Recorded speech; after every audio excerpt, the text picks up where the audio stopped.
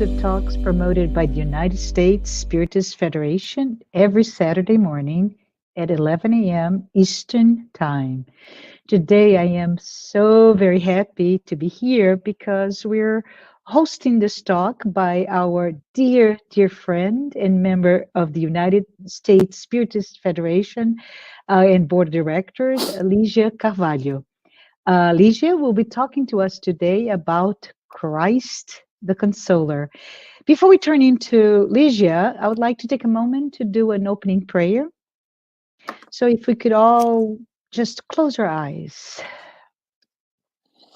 Let's just take this opportunity to open our hearts, open our minds to all the spirits of lights who are here today with us, along with our benefactors who guide us during journey on earth. May you all be blessed. May our dear friend Ligia receive the inspiration during this talk, and may all of us be touched by her words of wisdom. So be it. Ligia, welcome. Thank you, Marcia. Thank you Hope, so much for inviting me. hope you're doing so well. And it is so good to have you here today to talk about Jesus, right? Yes, Jesus and his yes. role as a consoler. This is such a relevant topic, especially during this pandemic, and so many of us dealing with different types of loss. So thank you so much, Ligia. Before Ligia begins her important message, I would like to allow myself to formally introduce her. Ligia Carvalho is the secretary and the coordinator of the Spiritist Education Department and Bookstore for the Spiritist Center Divine Light in Newark, New Jersey. And Ligia co-founded that group, and she coordinates to date with a group of close friends. She's an active participant in the U.S. Spiritist movement as a speaker. She's also a member of the United States Spiritist Federation, and she serves as the Family, Youth, and Children's Spiritist Education Director, the FIXI department. Professionally, Ligia is a licensed therapist with over 10 years working with children and adolescents. She works with those with behavioral and mental health problems, and currently she works with the terminally ill as a hospice social worker. I would like to remind everyone in the audience to please send your questions. We have allowed time for that once Ligia concludes her presentation. So Ligia, please go ahead and get started. Thank you so much. Thank you, Marcia. Once again, I want to thank everyone. I want to thank the United States Spiritist Federation for this invitation. It's a pleasure and an honor to be able to be here and talk a little about Spiritism, and specifically Jesus. Just like Marcia, how you mentioned, in this time of difficulties and the many challenges that we are all facing, Christ has been, or could be, that solace, that force that keeps us all hopeful and looking forward to better days. So the goal of studying this chapter of the Gospel according to Spiritism, Christ the Consoler, is with the hope that we will find more meaning and a better understanding of his message to bring us that hope. So when we go into this chapter, right off the beginning, we read, "Come unto me, all you who suffer and who are overburdened, and I will comfort you. Take my yoke upon you and learn from me that I'm gentle and humble of heart, and you will find rest for your souls. For my yoke is easy and my burden is light." So this message is extremely inspiring and, like the words say, comforting. But sometimes at first, it's difficult to understand. So if we start off with the first phrase, "Come unto me, all of you who suffer and who are overburdened, and I will comfort you." Here, those words of Jesus, they bring us a certainty. If you come to me, if you seek me out, if you look for me, I will comfort you. It is not, I might help you, maybe there's something that I can do. He gives us the certainty that whatever may our issue be, whatever our sorrows or difficulties, there is something that he can do. But it's interesting and important to focus on the word comfort. If we think of the word comfort, it means the easing or alleviation of a person's feelings of grief or distress. So here we come to learn that he can comfort, meaning he can alleviate, he can diminish, but the pain or the challenge or whatever the situation may be may not necessarily fully resolve itself. And it's important for us to keep in mind, because frequently we sort of have the expectation that if you do right by God, if we do right by the laws of divinity, if we follow the teachings that Jesus has brought us, why are we still struggling? Why is there still suffering in the world? And that's part of what we will learn today through this chapter. So he comes and he says, I will make you feel better. However, there are things that we still need to face. And then the second paragraph, he says, take my yoke upon you and learn from me that I'm gentle and humble of heart, and you will find rest for your souls. For my yoke is easy and my burden is light. Once again, take my yoke upon you. And first we need to understand, what is a yoke? The yoke it's sort of a wooden frame. It's long. And what it does is it is used to hold two animals, usually two cows or horses.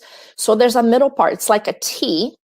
And that rests on the shoulders of the animals as they work together, pulling something or carriage or whatever it may be. So he says, take my yoke upon you. Once again, here he's giving us direction. What is the way to find me? And what is the way to be able to receive my comfort? Take my yoke upon you. He's saying that whatever our sufferings are, whatever our challenges are, the moment that we take his yoke, he's journeying with us. It's almost like that passage of the footsteps on the sands, where, this man is grieving and upset because everything is going wrong in his life, and he can see his life through the sand.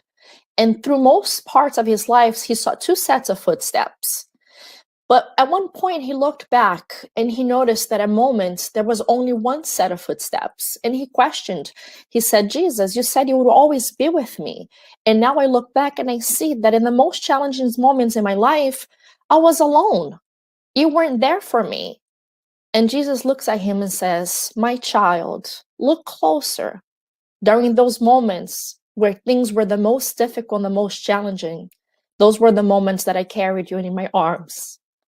So that poem, it's the same here.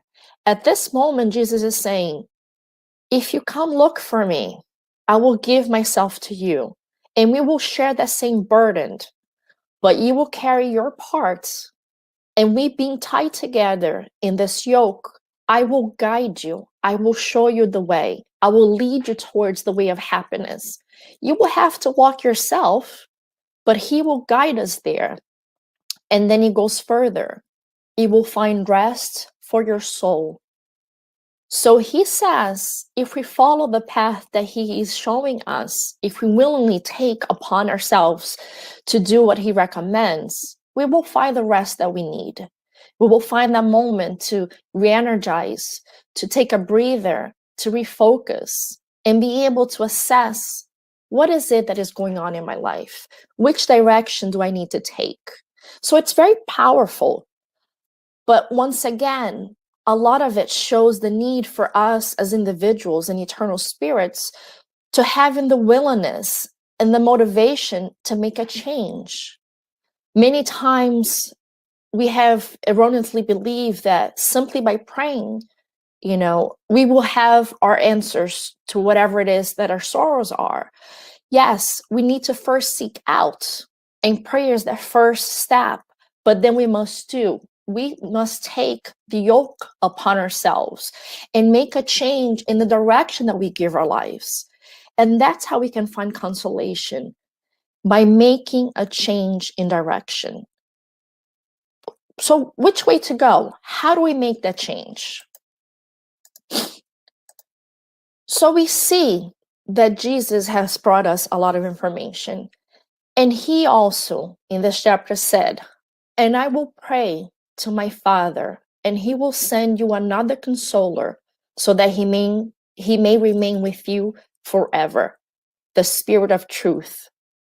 And he goes a little further and says, "The consoler will teach you all things and will enable you to remember everything that I have said to you."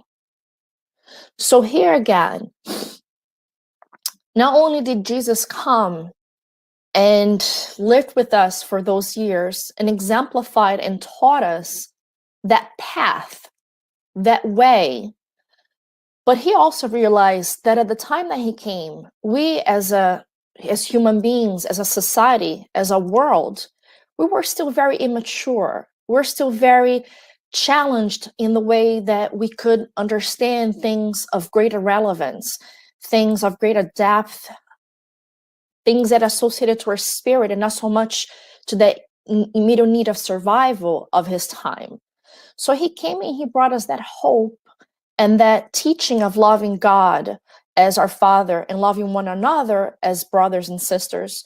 But then he also said, "I will pray that he will send you another consoler," because he knew that as a society, we would evolve. And as we evolve, there would be a need to know more. So that consoler is a Spirit of truth that would bring us, like he said on the second paragraph, teach you all things and will enable you to remember everything I have said to you.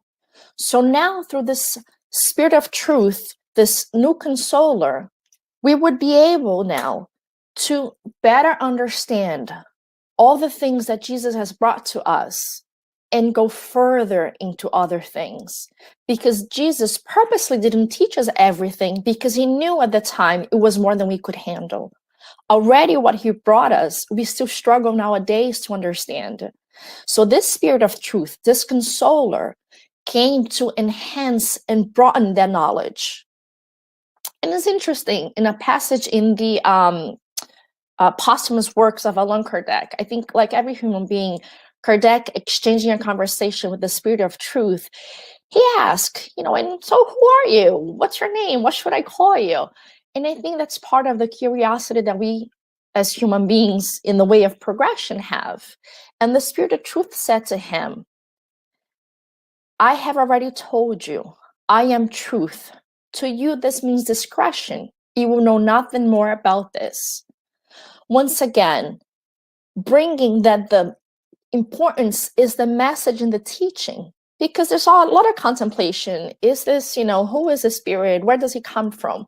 But the truth is, he comes to bring us the message that Jesus has granted us of knowing more about his teachings, which bring us an understanding of God's divine law. And if we understand, and if we apply these understandings to our daily life, we will reach the greater consolation and the easier ability to walk with Jesus. So how did he bring this message? How is this consoler expressed in our daily living? And this is where the beauty of Spiritism comes alive. Spiritism has come to open eyes and ears because it speaks without figures or allegories. And in studying Christ the Consoler through the prism of the Spiritism doctrine, it's like unraveling a world of infinite opportunities to find our meaning and to find our sense of existence. Because now, not only can we go back and truly understand what it is that Jesus was teaching when he said what he said, but also we can move forward and be able to incorporate the reality of everything that we are living today in this world and within ourselves and find meaning. And for all of us, life, a lot of it is about finding a meaning, finding a purpose to continue to exist. And through the Spiritism and the enlightenment that it brings, we can have a better understanding of that. It says, it lifts the veil intentionally left over certain mysteries. So some of the things that we couldn't understand, some of the things that really made us struggle, and in particularly, some of the things that we will discuss today is suffering. Why do we suffer? Why people die young? Why children die young? Why is there disease and terminally illnesses? Why are there so many things in the world that bring us suffering? So it says, Spiritism has come to bring supreme consolation, attributing a just cause and useful purpose to all pain. Now, when someone hears this, just cause and useful purpose to all pain, it is only natural that somebody can, take a look and what does that mean? Does that mean that we have to suffer? Does that mean that suffering has, it's a requirement for evolution? Does it mean that people suffer for what reasons? How can it be fair or just? And these are some of the questions that we face with every day.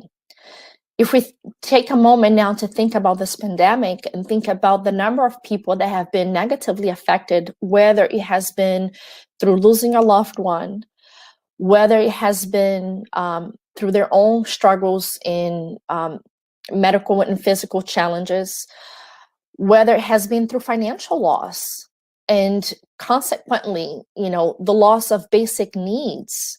How can that be fair? How can that be just?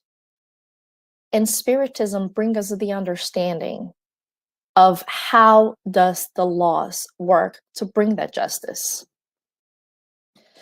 Because you think of it, when he says, upon those who expect nothing after this life, or who simply doubt afflictions bear down with all their weight, and no hope comes to soften their bitterness. And one of the things we read in the beginning when he said, come unto me, and I will comfort you. He brings us hope, and he says that there's more to life than what we see in our everyday lives. And that's an important piece of Spiritism. It comes to teach us that life is not measured by this only existence. It is not just between birth and death, but we have the before, our previous lives, and we have the after, life in the afterlife, but also the opportunity to reincarnate. So the belief in multiple existences comes to bring a different perspective that totally shifts the paradigm of how we see our existence. But if we don't believe in this, if we believe that nothing exists after this life, that the only purpose of life is, like we said, the time between birth and death, then it totally makes no sense to have any type of difficulties or challenges. It makes no sense that illnesses should come. It makes no sense to try to abdicate ourselves or to forego of things in behalf of other people. Then why not live an existence of pleasures and self-indulgence? Because once we die, there's nothing, so I must enjoy everything. And then when difficulties come, that's when your faith and your belief makes a total difference. And, believing that all people here today, either you are spiritists or you are somebody who has a liking for the Spiritist doctrine or has a spiritual view in some ways. Some of this information is not new, but look again, it says, who simply doubt.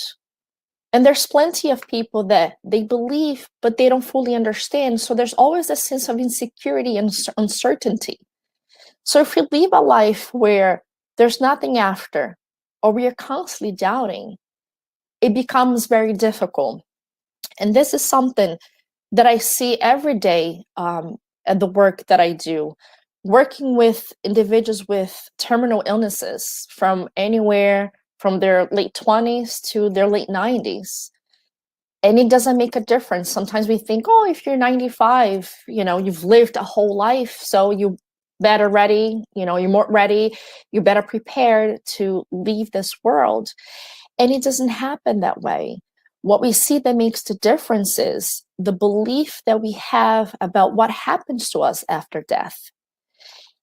And that makes all the difference, because those individuals that do have a belief, and they believe that there's some form of life afterwards, there's some form of justice, they may be scared, they may be sad, they may be struggling with letting go, but they are better prepared and they're less afraid, less anxious, and usually they're not angry.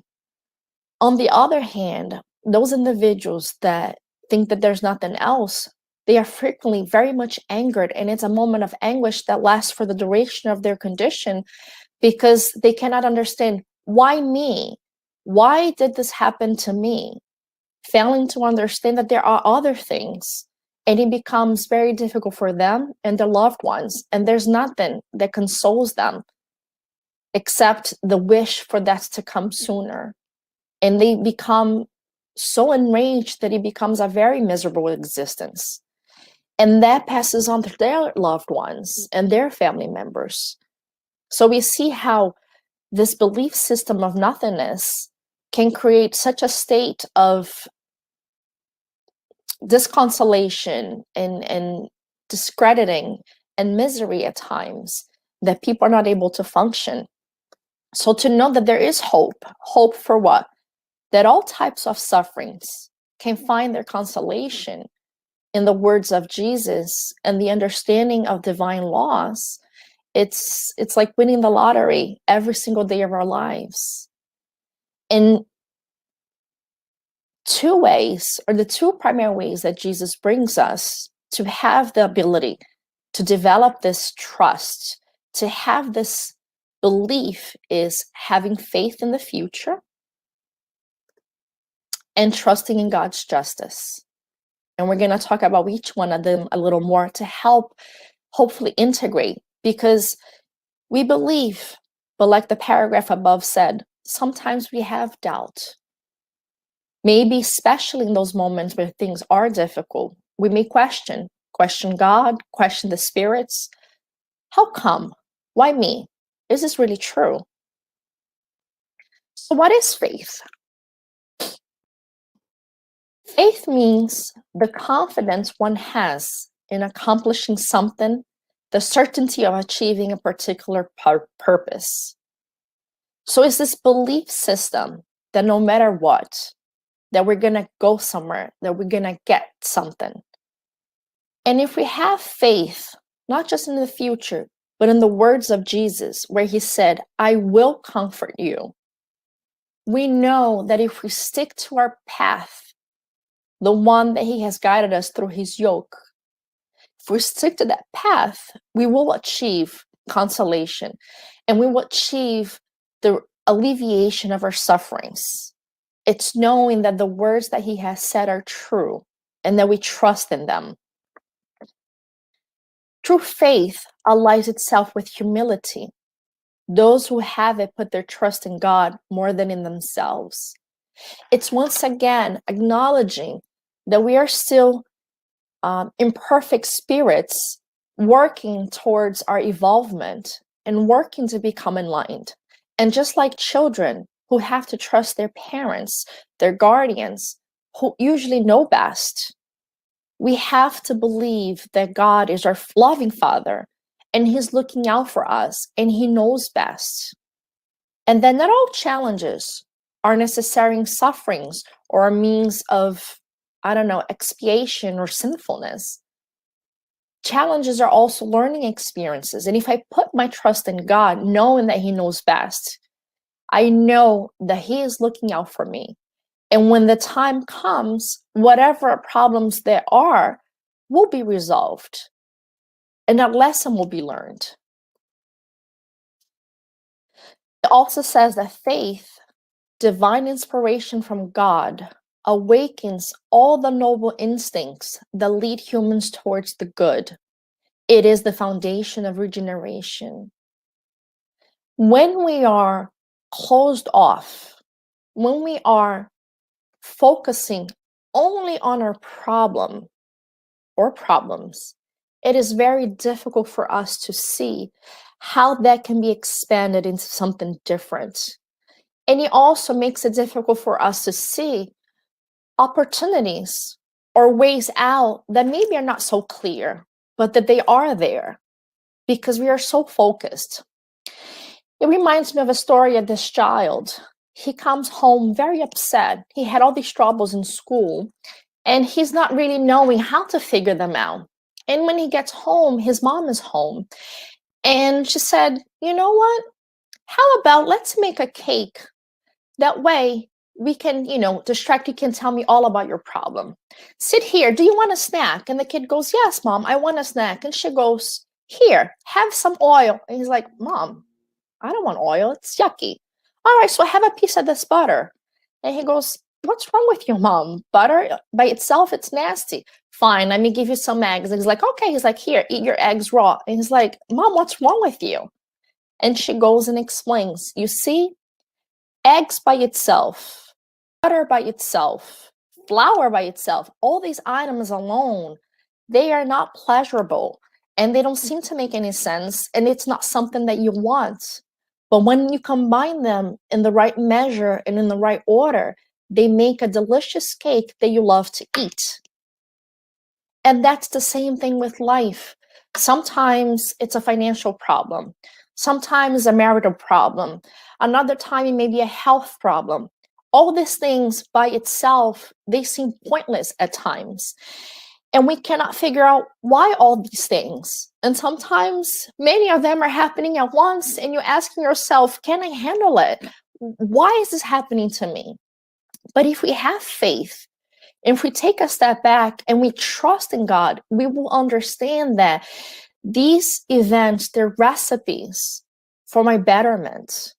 They're recipes to allow me to change my direction, to reflect on my behaviors, to assess what are the priorities that I have in my life, to help us to awaken our noble instincts that lead us towards the good. When we're comfortable, when things are going well, why are we going to change? Everything is good. So sometimes coming out of that comfort zone or experiencing challenges is a way to awaken in us our potential as this perfect individuals, perfect spirits that we are meant to be. So yes, difficulties, they will come.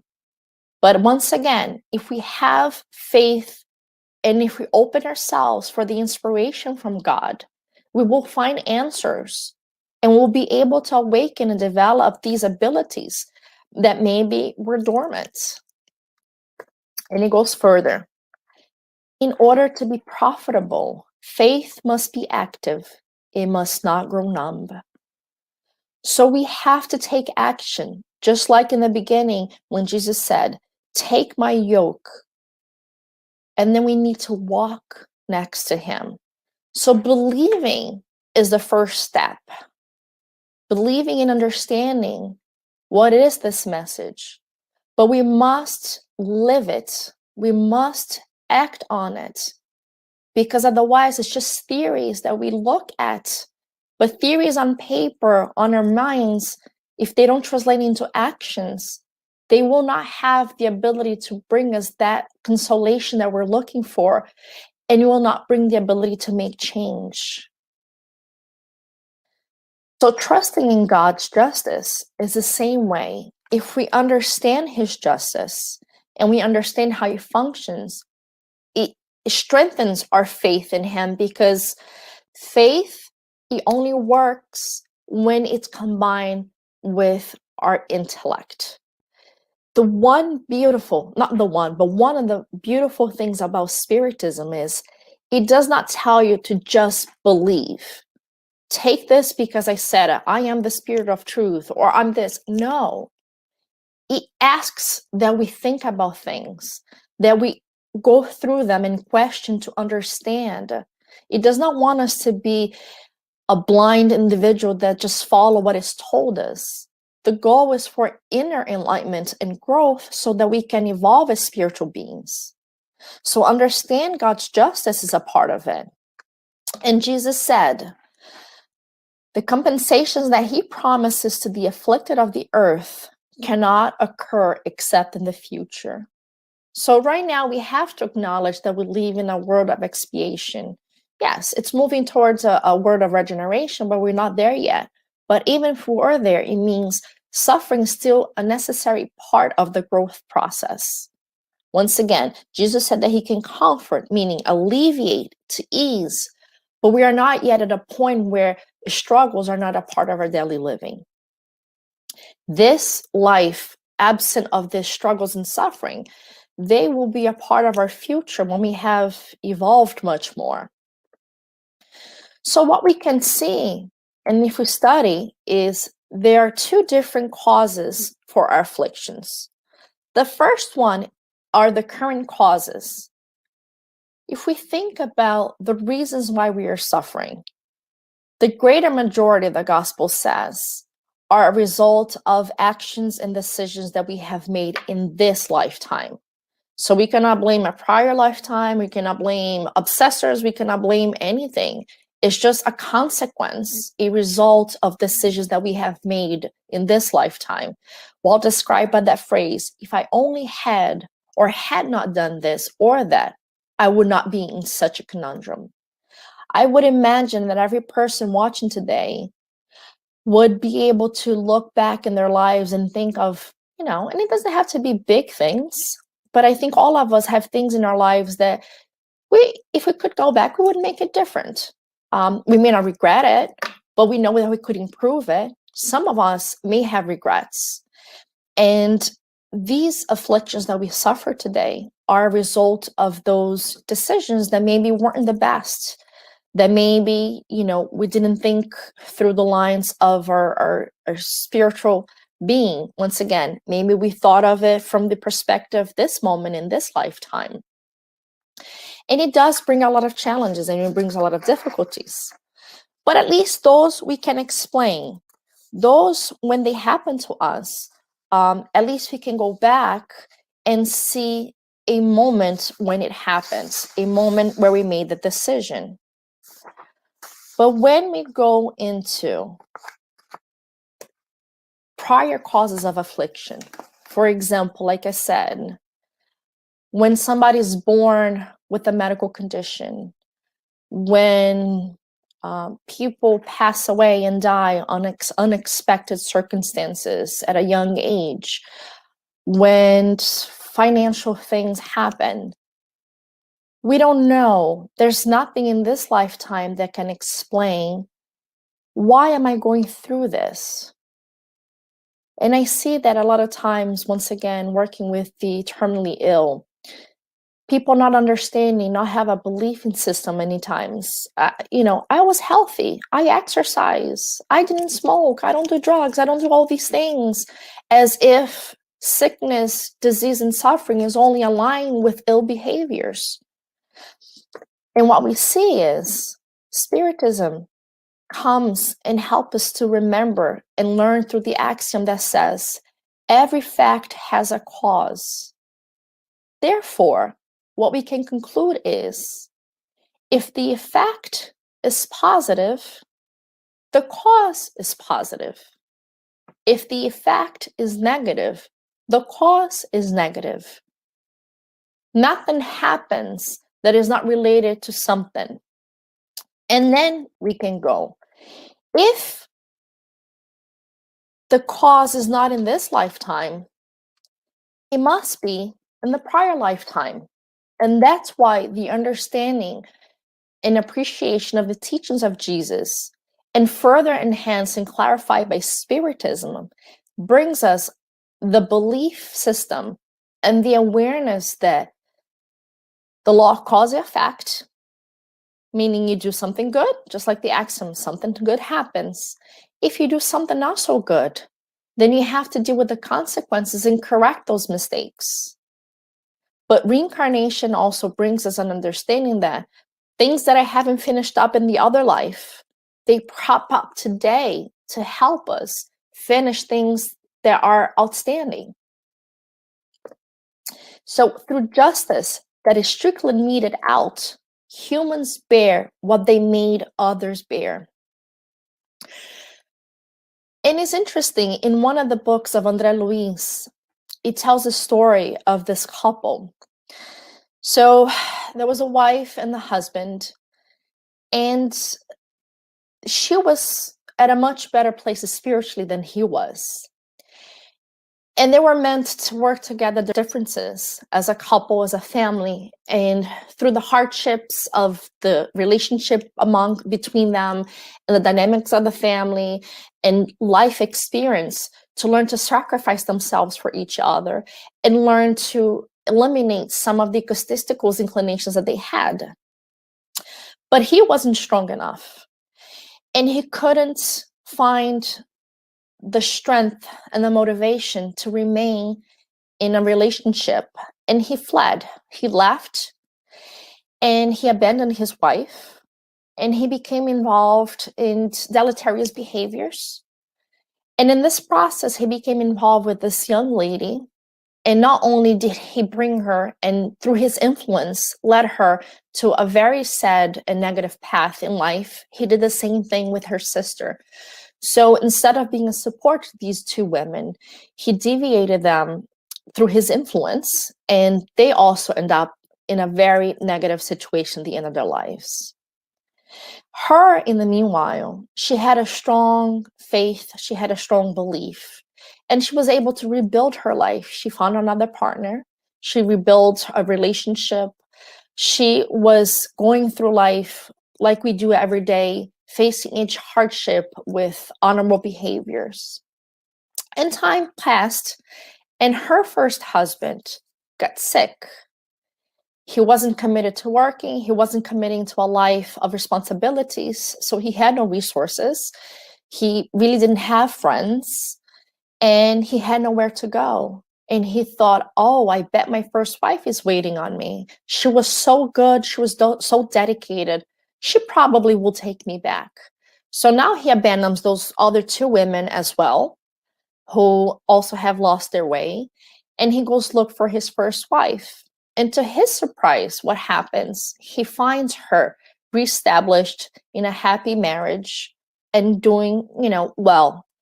He becomes so angered with jealousy and hatred that what does he do? He kills her husband. So you think of it. How many lives have been impacted? Now let's push forward.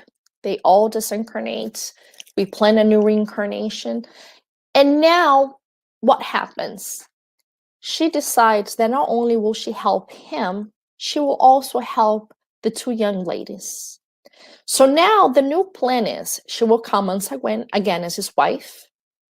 Her second husband, who had been a source of support and a friendly spirit, would come as her first child to be a helper and a supporter, because the two ladies would become her two daughters.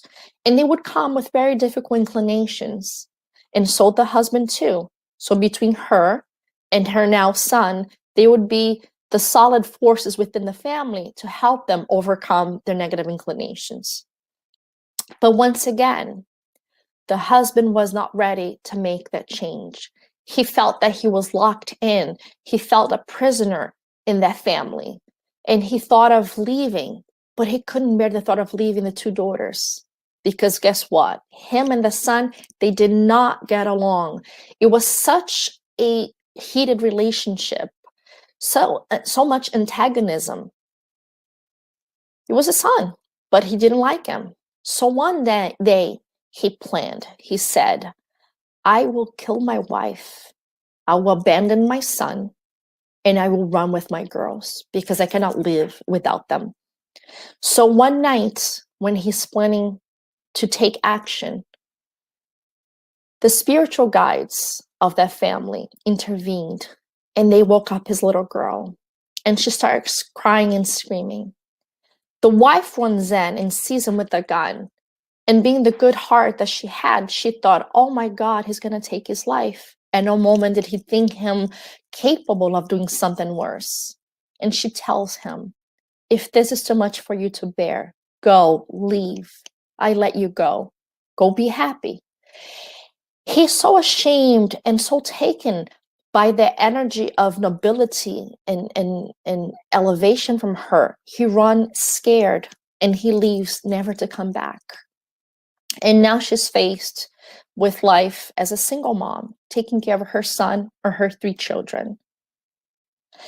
So we think, if we look at this current reincarnation alone, and we see all her suffering and all the challenges and all the dilemmas that she has faced and the kids are facing now, we can think, how unjust, how difficult, such a good woman. But if we go back on the past lives, we see that everything is meant to bring us the opportunity to make amends, to improve on things that weren't well resolved. This story goes on, and we don't really have the time, but in summary, she receives the support and she grows so much from this sacrifice that she has chosen to take upon herself to help these human beings, that she grows spiritually a lot, to the point that when the next reincarnation plans come, the husband no longer married to be in the same family or in the same relationship with her. He now has to go back and begin again with other relationships, with other spirits that are aligned in his same level of functioning, to one day be able to earn the right to be with her again, to resolve these pending issues. So we see that through the effects of the law of cause and effect, Jesus teaches us that God has a justice system that is infallible, and he only gives us things that can help us grow. So it becomes a matter of how we interpret these situations and how we take them upon ourselves. We're not saying that we are not going to be sad. We're not saying that it's not going to hurt or that we're not going to have moments of depression. What we are saying is that we are going to be able to face these problems void of rebelliousness, anger, or a desire for justice, or a constant state of depression and inability to continue. Yes, that would be difficult days, but we will be able to move on because, once again, like we said in the beginning, the comfort that alleviates and gives us hope and the certainty of a better future will be there guiding us and helping us to move forward. So Spiritism is the new science that has come to reveal to humans, by means of irrefutable proofs, the existence and nature of the spirit world and its relation with the corporeal world. And we can now see that our lives is just like, not trying to minimize, but like the baking of a cake. If we want to one day become something beautiful, something of importance, someone who's evolved, it will take the hard work or everyday experiences through many reincarnations. And some of these experiences, just like the husband will be facing, are the result of his negative decisions that were based on selfishness and the lack of insight about our spirituality. Others, just like the mother, the wife, they will be out of a sense of goodness in our hearts, try to help those around us. So not all challenges and difficulties are a punishment in the sense or the correction of errors. Some of them are a stepping stone to a better tomorrow. So the Spirit of Truth said, "O spirits, love one another." This is the first teaching. Educate yourselves. This is the second teaching. And we're going to take just a few moments, because we are coming to the end of our session, to talk about this. Educate yourselves. How can we take control over our lives? How can we improve or make changes so that we understand that path through the yoke of Jesus and develop a new way? And one of the first things is to remember that we are in control of our lives. Yes, divine law will sometimes limit, but we do have free will. And we have the ability to make a change. So certain things in our life will need to happen because they are the consequences of prior actions. But how we respond to them beginning today will determine tomorrow. And that is the choice that we have. I can decide what to do with what circumstances in life presents to me. Just like this very simple story. It tells of this old farmer, and in his farm there was a dried well, and one of his donkeys fell in that well. He tried so many different ways to try to get that donkey out of the well, but eventually, after hours, he just gave up and he said, you know what? This donkey is old. This well had been in need of filling for so long. Might as well take care of two things at once. He called his farmer friends, and they all started to, one at a time, throw dirt into the well where the donkey was laying down on the bottom of it. And at first, the donkey started shrieking and screaming and crying because he realized what was about to happen to him. And then after a while, they noticed the donkey got quiet. And they got curious, what is going on? And they looked. And they saw that every time that somebody threw a shovel of dirt into the well, the donkey would shake it off and step up. He would shake it off and step up. And soon, all the farmers understood what the donkey was doing, and they were amazed. And after a couple of hours of throwing dirt into the well and the donkey shaking it off, the donkey climbed himself out of that hole and went running free in the pasture. And that's the same thing with us human beings. Sometimes when we have so many problems, we may feel like we're down on the bottom. And we feel like there's nowhere to go, and the hole is too deep for me to dig out of. Like there's nothing else to do. And that may be where you are right now. There may be how you feel, or somebody that you know. But once again, what Spiritism tells us is we can choose to sit there and let further dirt fall into us, meaning the challenges of life, the troubles, the disagreements, the frustrations, or we can use each one of those to be a stepping stone to get us out of that place. By doing what? Educating who we are, changing our way of being. And we learn that it is through education more than learning that humanity will be transformed. Again, from the posthumous works of Allan Kardec. And only education can reform humankind, who will then have no more need for harsh laws. I'm going to move a little further. And I'm just going to quickly bring some of the differences so that we can understand what we can do. Educating ourselves is different than learning. And a lot of times we have focused our attention on learning. Oh, I read, the Spirits book every day. I listen to at least 1 or 2 lectures per week. I go to the Spirits Center. I read, the literature. That is learning, where we develop our intellectual values and we gain knowledge. It illuminates our minds because it gives us the information we need to understand things. But true education is where we need to develop our moral values, the values of our character.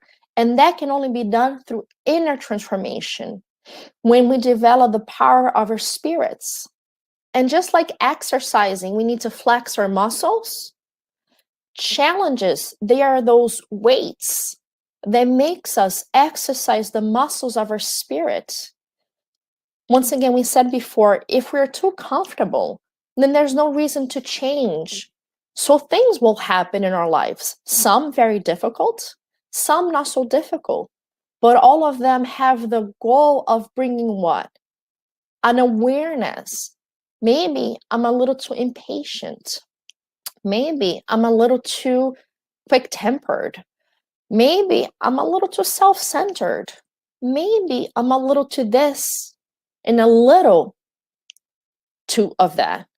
It brings us the opportunity to do self-reflection. And God and the Spirits teaches us, He doesn't want us our suffering. He doesn't want our pain. The pain only comes to be a red flag, a symptom to help us once again going back to the beginning of our lecture, go unto Jesus, take his yoke upon us, and change the direction of our lives.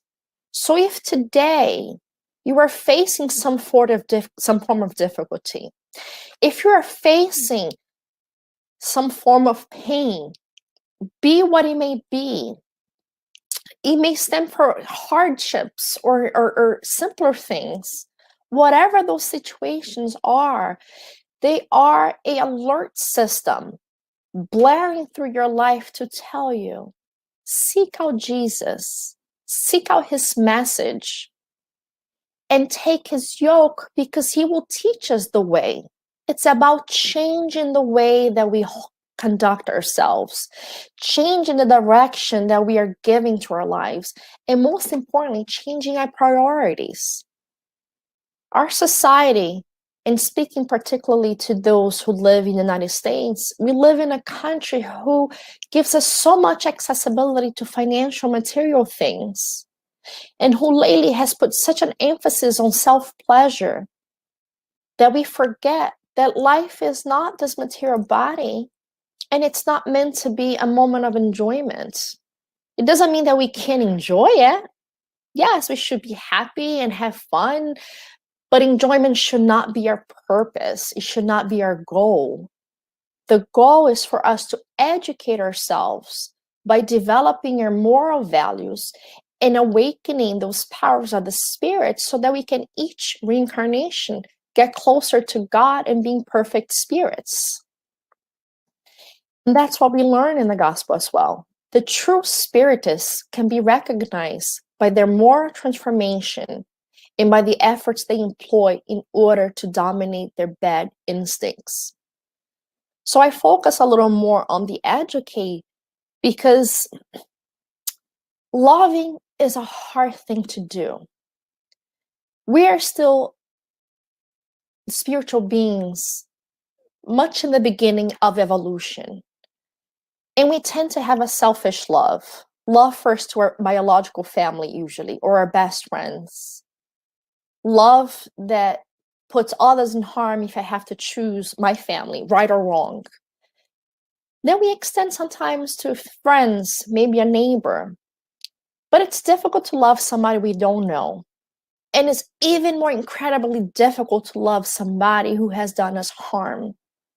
Forgiveness is a practice of love that we as a society struggle to embody and experience. But to be able to love, we need to evolve those skills within ourselves. And that's why I focus a little more on the educate. Because love will not come naturally. It may feel natural for maybe a child or a partner or a family member, but beyond that, it sometimes feels very unnatural.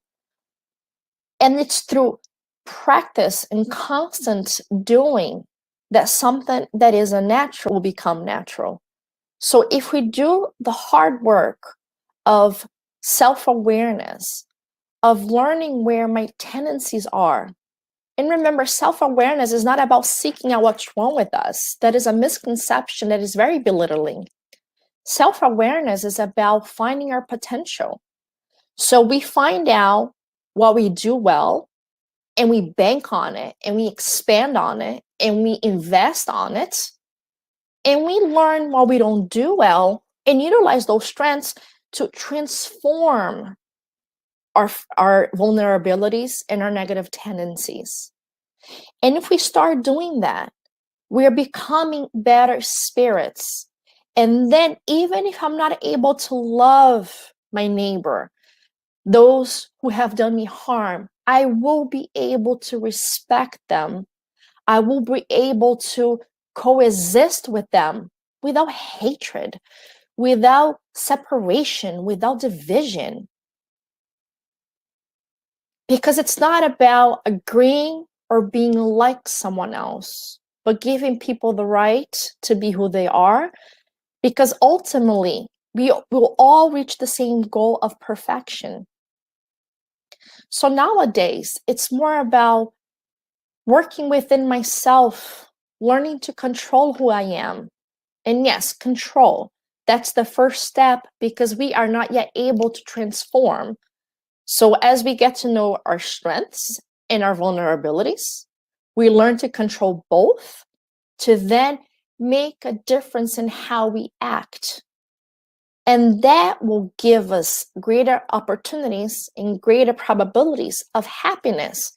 Because if you go back to the axiom, every effect has a cause, if my cause is based on decisions that are thought out through the prism of Spiritism and the vision of Jesus Christ, we may not do what we want, but we will do what we know to be right. And that's the difference to diminish our suffering. I have had plenty of opportunities in my life to not be happy, to be suffering. And I have in some of them failed and take the wrong path. But what makes the difference is this constant effort to dominate my bad inclinations. So it's not about not hating someone. It's about not acting in hatred.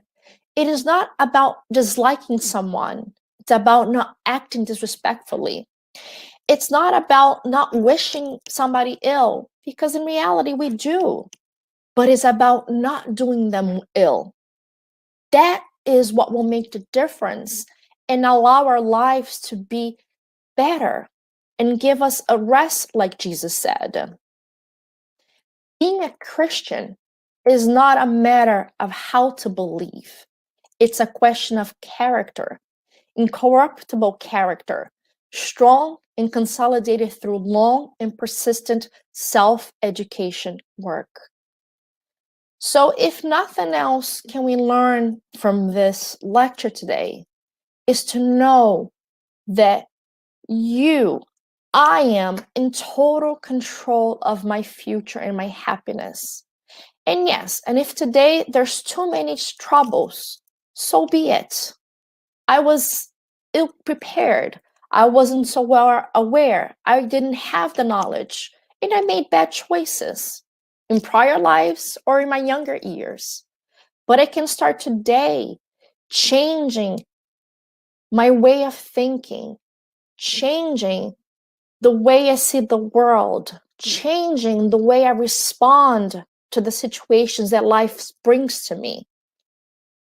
And be ready, because if you decide to change, God and the good spirits will give you the opportunity. And they will not all be as easy, but they will be the way for you to build a happier life. They will be the way for you to have more positive consequences than this. So the first step to starting that process of finding consolation is to know that you can be better and you can make better choices that will bring a better day in our lives. Because ultimately, it's all about who we are. And to finish, there is a passage, Malachi, verse 3, that says, "He sits as a refiner and purifier of silver." So there was a group of women studying the gospel, and they came through this section of it, and it said, "He sits as a refiner and purifier of silver." And they couldn't quite understand what that truly meant, the full impact of that. And one of the women offered to go and find what the refining of silver, what the process of refining silver was like. And she said she would go and get back to us and, let everybody know. So that week she called a silversmith, and she went looking to get an appointment and watch him do the work. She just mentioned she just wanted to learn the process. So what she noticed that he did was he picked a piece of silver and he put it into the fire, in the heart of the fire, so that the silver could heat up.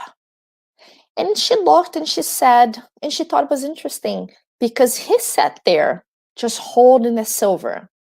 And she wondered, what is that connotation has to do when he said that God, sits as a refining purifier of silver? So she asked the silversmith if it was true that he had to sit there in front of the fire the whole time, or if he could just prop the silver, then walk away. And he said, no, no, no, I have to be here the whole time. Not only do I have to be here, my eyes need to be on the silver. And she wondered why, and she asked, and he said, if I leave the silver alone, even one moment too long, it would be destroyed. So I have to wait for the right moment to take it out, and I cannot, look away for one moment. And she looked at him and she asked, how do you know when the silver is fully refined? And he looked at her and smiled, and he said, oh, that is easy, when I see my image in it. So Jesus said he sits as a refiner and purifier of silver, meaning our guardian angel, God, Jesus, all of those who love us, they sit there as purifier, waiting for the day, letting us go through our hardships because it's the part that we cannot avoid. It's taking away our imperfections to bring our true spirit of perfection. And the day that we do look like Jesus, the day that we become perfect, which is the process of evolution, the day that we achieve perfection, that is the day that truly all suffering, all hardships, all challenges be gone. But if we understand that they are a process to make us better, it changes the way we feel about life. And it gives us the opportunity to reconsider our actions and work through the problems for a better outcome at the end. I hope that all of you can find some solace and hope knowing that we have an insurmountable amount of resources in the spiritual world through, like I said, our guiding angel, the message of Jesus, the understanding that the Spiritist doctrine brings to give us a certainty that all challenges are temporary and true happiness is achievable through the works that we do every day in our lives. May you be consoled. May you find some hope and peace, and may God and Jesus be with us always. Thank you. Thank you. Thank you so much, Ligia. It is just great and enlightening discussion. But for everybody else, we have a few moments. We are now open for comments and questions from the audience.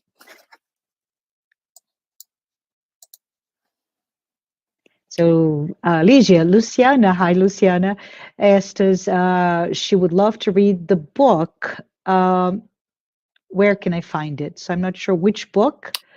You may want to give them all your references. So really, I used the Gospel According to Spiritism. That was my primary source. And you can find that if you go to the United States Spiritist Federation Board, we have a bookstore. You can actually purchase it, or you can even download it for free. Our goal is to disseminate the message. And I hope that you will look for it along the Gospel According to Spiritism. You will find our other books for the Spiritism doctrine, the Spirits book, and the Gospel would be the two I would recommend for you to start off with.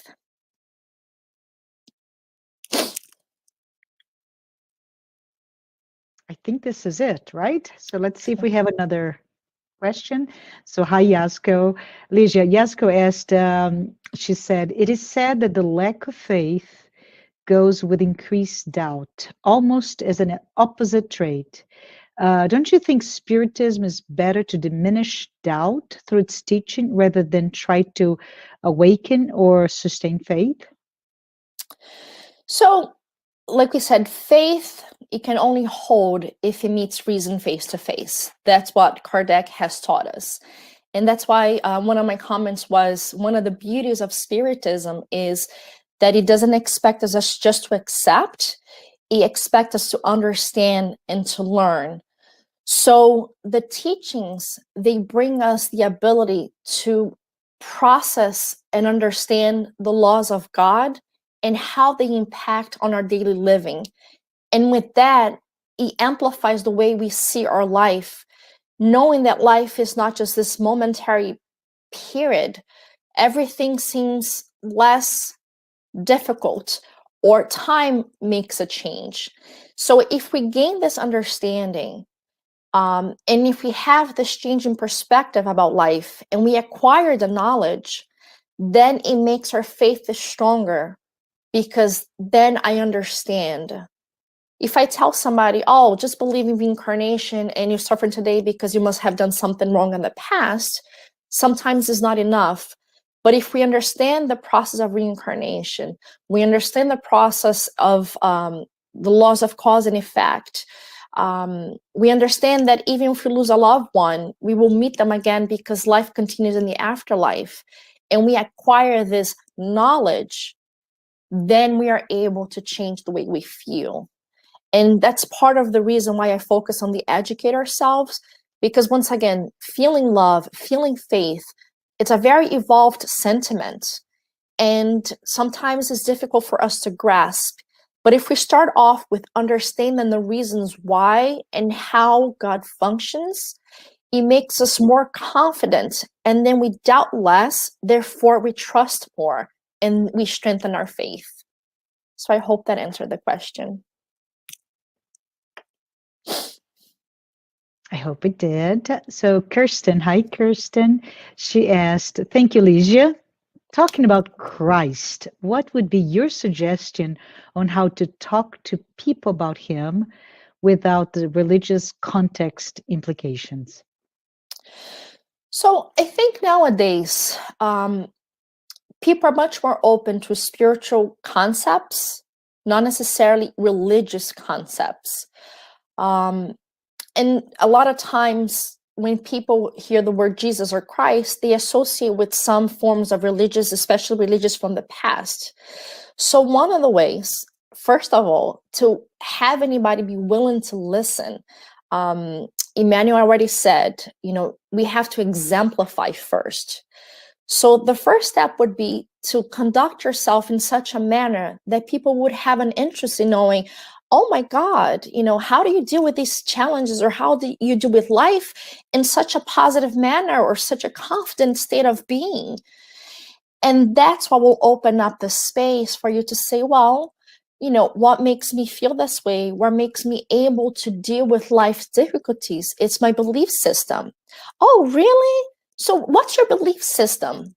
And then you will have the platform, because you already established that whatever you believe in works because you're living it.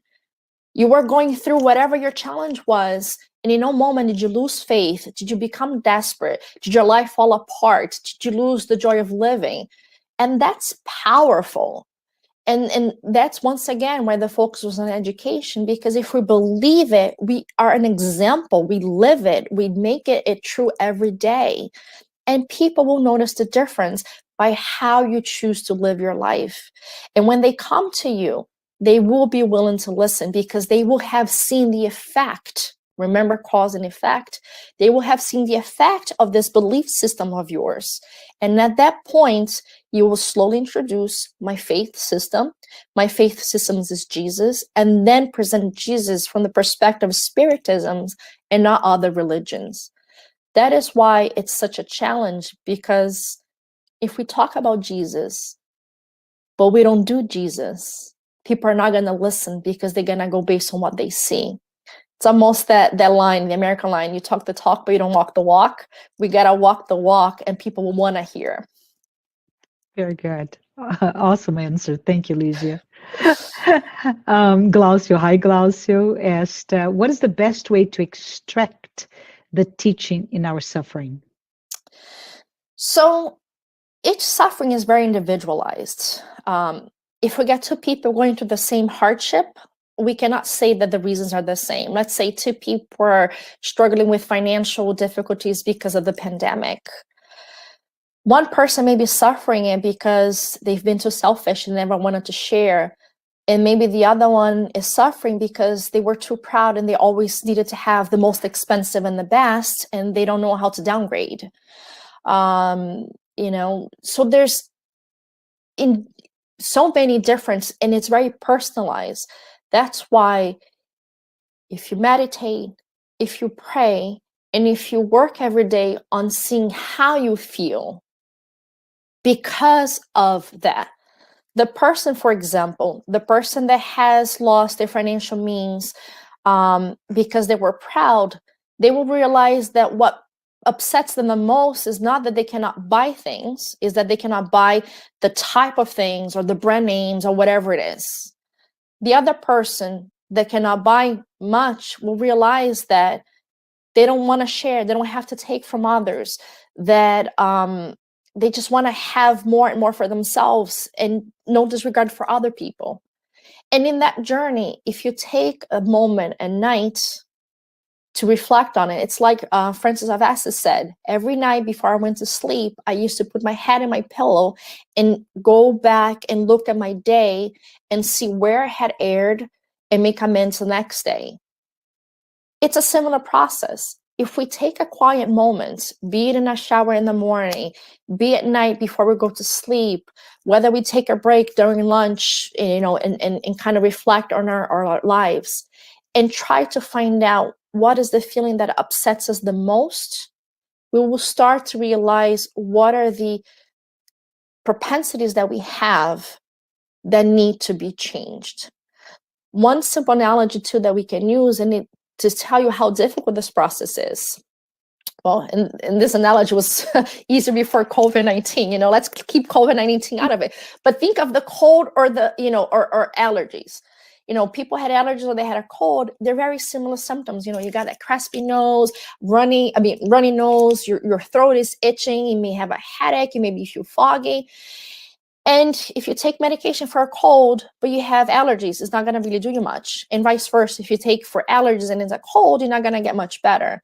With time, through repetition of symptoms and trial and error, you eventually will be able to figure out, okay, what I have is a cold and not an allergy and vice versa. And you'll be able to give the proper remedy.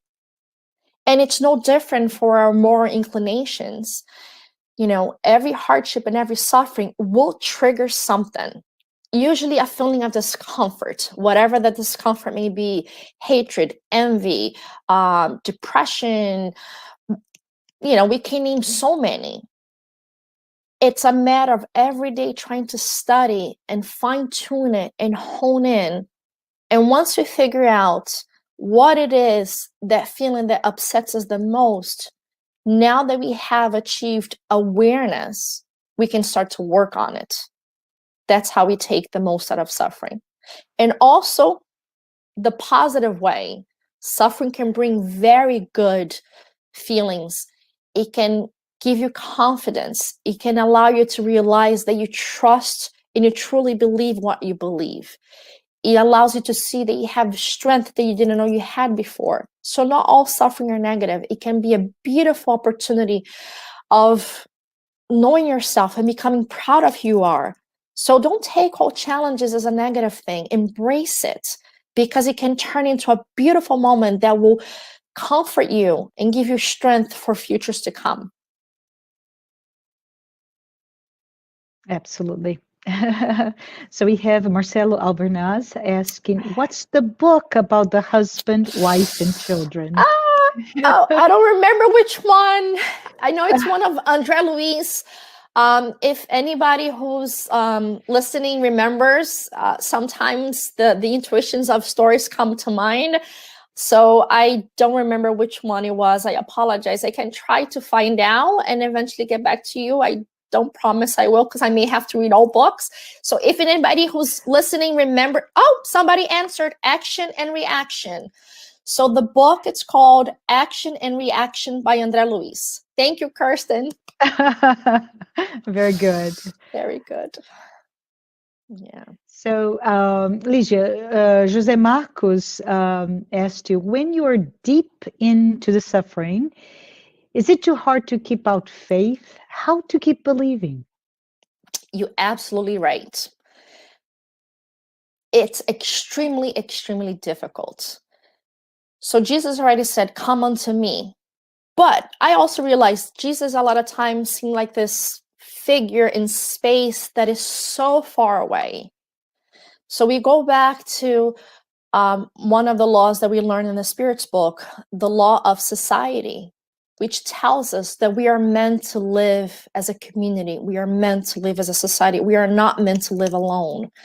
This is the moment that, albeit sometimes embarrassing, albeit we may feel proud and we don't want to reach out, this is the moment that we do have to reach out to our family, to our friends, to our Spiritist center, to someone, even a professional.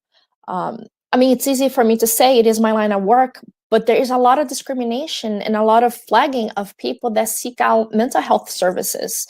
I think a lot of it's being worked on in society nowadays. But absolutely, if you don't know the way, if you can't find it, and if sometimes Jesus sounds so far away, and if we cannot understand, in spite of all the good efforts, we can't understand his messages, we need to look elsewhere. Whether, like I said, a family friend, a Spiritist center, a doctor, you know, sometimes when we're too down in our depression or suffering, we may need additional assistance just to get us out of that hole, just to get us out of the blackness and help us be able to see. So I strongly urge, reach out your hand, find someone, even if it's a 411 line of emergency. You are not alone. None of us are. And that message, it's funny, every time you study again, you learn something new, or different parts of it impress you differently. And for me, that beginning when Jesus said, "Put unto you my yoke," and for me at that moment, I felt like Jesus was embracing me and literally just tying himself to me and saying, "I will walk with you for as long as I need to, and I will pull you towards the right way. You just have to want to seek me out." So if anyone is really struggling right now, seek someone out. You are not alone, and you shouldn't have to feel like you're alone. The federation's here, your local Spiritist center. If you don't know where to go, once again, if you go to the site of the federation, there is a listing of centers near you. Call a friend. Don't think that you're alone, because you're not. And through the support of someone, they will get over that hump. Sometimes you just got to get over the hump, and then you'll be able to walk by yourself eventually. Absolutely. Thank you. Thank you so much. welcome. As you can see, www.spiritist.us. That website will have you links to the bookstore for those books that LIGIA mentioned to us. And if there's any additional questions, feel free to ask at that website. There is an info at spiritist.us. There are several people that put other questions, LIGIA. We just don't have enough time. I want to say thank you, all of you who were here. And I would say to you, from me to you specifically, thank you. Wow, what an inspirational talk. And thank everyone who watched this live talk. Those who have been following our weekly talks, please note that next Saturday, it will be January 30th at 11 a.m. Eastern Time. Please don't miss João Korngold. And João will be speaking about free will, which ties very nicely with today's talk by LIGIA. LIGIA, before we close the live, would you mind saying a prayer? Sure, it'd be my pleasure. Thank you.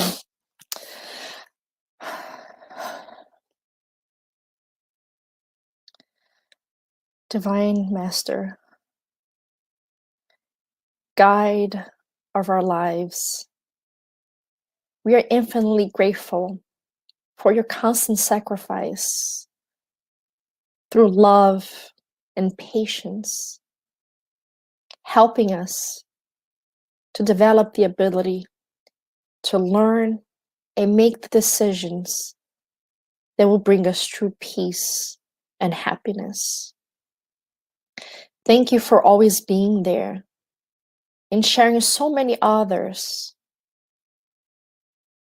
and so many teachings to reinforce our access to a path that will alleviate our challenges and our sufferings.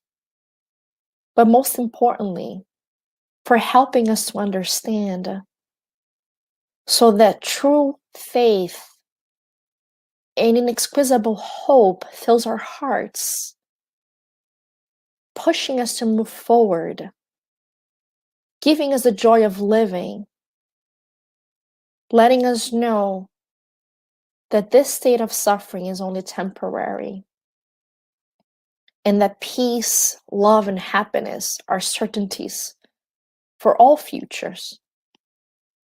Futures in the near, futures in the far.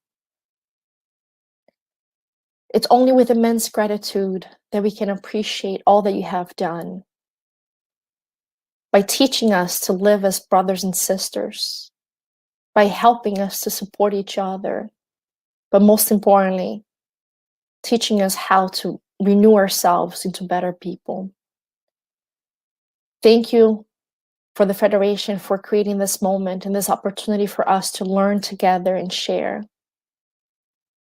And I'll take this opportunity to personally to thank my family, my friends, and the Spiritist doctrine that has helped me to learn how to suffer in peace and faith, having the certainty that God loves us and that all He wants for us is our betterment. May we all one day be able to drink from the same water, having this faith and certainty. And may we all support each other in our growth. Thank you, and so be it. Thank you. Thank you, Ligia. Thank you, everyone. Have a great weekend. Keep safe.